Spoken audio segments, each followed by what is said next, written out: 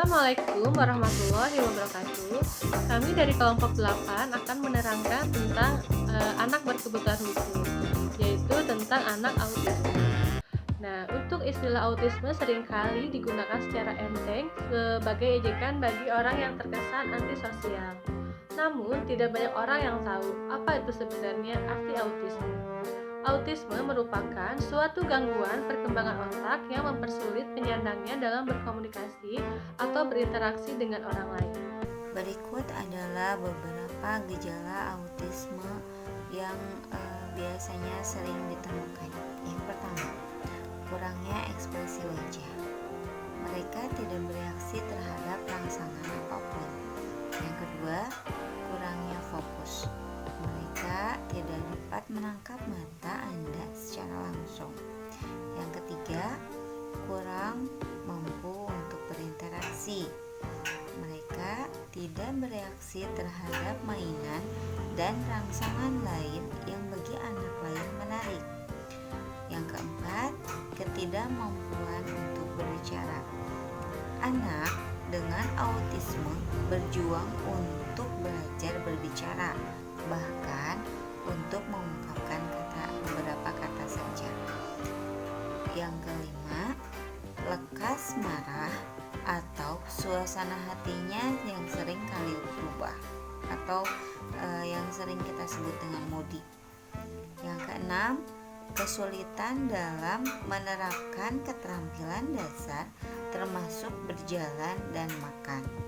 Yang ketujuh, kesulitan dalam mempelajari sesuatu, khususnya saat mereka mulai bersekolah. Kedelapan, kekaguman yang berlebih atau obsesi terhadap sesuatu. Yang kesembilan, gerakan dan atau kata yang berulang-ulang. Dan yang terakhir ialah ketidakmampuan untuk menyesuaikan diri dengan lingkungan, orang, dan rutinitas yang baru secara mudah. Selanjutnya, tingkatan autisme. Tingkatan autisme dibagi menjadi 3. Yang pertama, autis ringan. Yang kedua, autis sedang. Dan yang ketiga adalah autis berat. Untuk autis ringan, masih bisa merespon dan memberikan ekspresi muka. Autis ringan tidak akan mengganggu kehidupan sehari-hari. Bahkan, anak dengan autis ringan memiliki IQ di atas rata-rata. Untuk autis sedang, masih menunjukkan sedikit kontak mata namun tidak merespon. Tindakannya agresif atau hiperaktif. Autis tingkat sedang akan mengalami kesulitan lebih besar ketika berkomunikasi dengan orang lain. Umumnya tidak menunjukkan kontak mata dan tidak bisa mengekspresikan emosinya. Lalu yang terakhir adalah autis berat. Autis berat ini tidak terkendali dan menyakiti diri sendiri. Autis berat sangat sulit untuk menjalani hidup mandiri, bersifat kurang sensitif terhadap stimulus dari luar.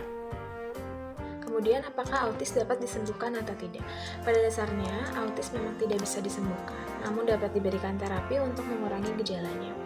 Terapi diberikan agar mereka mampu menyesuaikan diri dengan lingkungan dan kehidupan di sekitar mereka. Lalu terapi apa saja sih yang dapat diberikan untuk para penderita autis? Yang pertama adalah terapi biomedik. Terapi biomedik diberikan pada penderita autis agar memfokuskan pada pembersihan fungsi-fungsi abnormal yang ada di dalam otak. Yang kedua adalah intervensi pendidikan. Terapi edukatif ini yang paling banyak digunakan untuk mengatasi gejala-gejala autis. Yang ketiga adalah terapi okupasi. Terapi okupasi ini berguna untuk menghaluskan otot-otot pada anak. Karena menurut penelitian, hampir semua kasus autis memiliki keterlambatan pada perkembangan motorik halus. Yang keempat adalah terapi perilaku. Terapi perilaku ini lebih memfokuskan dalam pemberian masukan positif dalam setiap kali anak merespon benar sesuai dengan instruksi yang diberikan. Kemudian terapi fisik. Beberapa orang yang menyandang autis biasanya mengalami gangguan pada perkembangan motorik halusnya. Fisioterapi serta terapi integrasi sensoris ini akan membantu banyak dalam menguatkan otot-otot tersebut. Bisa juga digunakan untuk memperbaiki keseimbangan tubuh pada anak. Kemudian terapi bicara. Hampir semua kasus pada anak-anak yang menderita autis memiliki kesulitan dalam berbicara serta berbahasa. Terkadang kemampuan berbicara mereka cukup berkembang, namun tidak digunakan untuk berkomunikasi maupun berinteraksi dengan orang lain. Yang berikutnya adalah terapi visual. Anak yang memiliki gejala autis akan lebih mudah belajar dengan cara melihat, sehingga hal inilah yang melatar belakangi terapi visual ini dapat membantu mengurangi gejala pada penderita autis. Ada juga terapi perkembangan. Terapi ini juga memiliki dasar jika keadaan anak autis membuat anak melewatkan sedikit bahkan banyak sekali kemampuan untuk bersosialisasi yang berkurang.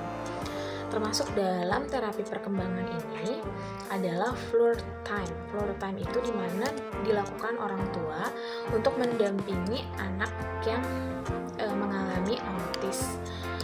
Kemudian gejala-gejala tersebut dapat sedikit berkurang dengan terapi-terapi yang diberikan. Demikian penjelasan dari